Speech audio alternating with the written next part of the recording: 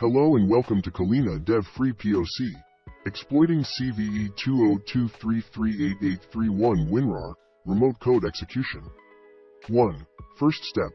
You have two important files to work with.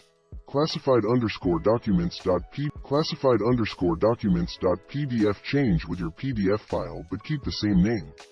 Script.bat write your code to be executed in batch. 2. Now let's start Builder. Make sure Python already installed in your Windows. cd to the directory of our folder. Run the Python script. You have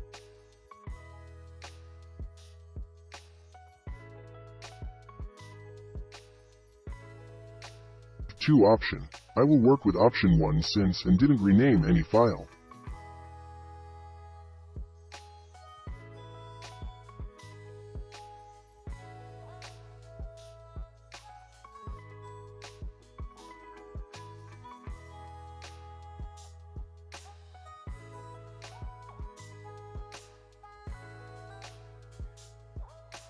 Excellent, file successfully builded.